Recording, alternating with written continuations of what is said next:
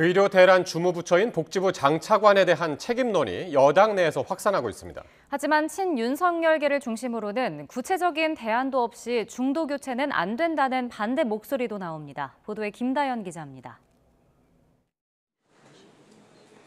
여당 내에서까지 보건복지부 박민수 차관의 책임론이 커진 건 고열이나 복통, 출혈 정도는 응급실에 안 가도 된다는 취지의 발언 탓이었습니다.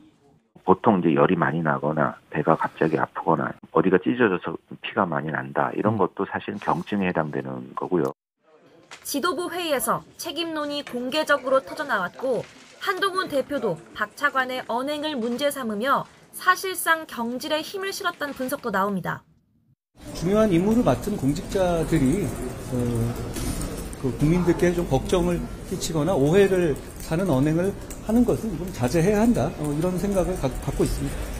증원 규모나 전공의 처벌, 의대생 유급 같은 방침을 수시로 바꾸는 일관성 없는 태도가 의료개혁의 명분을 떨어뜨린다는 지적도 나옵니다. 의료계를 대화의 자리로 다시 불러들이기 위해선 악연은 끊어내고 새로 시작해야 한다는 주장입니다. 제일 중요한 첫 번째 스텝은 의사와 정부 간의 신뢰를 회복하는 일이거든요. 근데 의료계 쪽에서는 박민수 차관이랑 마주 앉는 것조차 못 견디겠다는 거예요. 반면 친윤석열계를 중심으론 현 시점에서 거취를 언급하는 건 의료개혁을 흔들 뿐이라는 목소리가 적지 않습니다. 권성동 의원은 YTN과 통화에서 장 차관을 바꾼다고 개혁 자체에 반대하는 의료계를 대화의 장으로 부를 수 없다며 근본적 해법이 아니라고 지적했습니다. 대통령의 당무 관여는 견제하면서 정작 당이 정부 인사에 개입하려는 건 무슨 논리냐고도 반문했습니다. 또 다른 친윤계 중진 의원도 의료계에서 구체적 안을 가지고 와서 정부 내의 다른 인사와 대화하고 싶다고 말한다면 모를까 지금 그런 상황은 아니지 않느냐고 되물었습니다. 정작 의료계 대표가 누군지도 모르는 상황에서 인사 교체는 실효성 없는 대안이란 겁니다.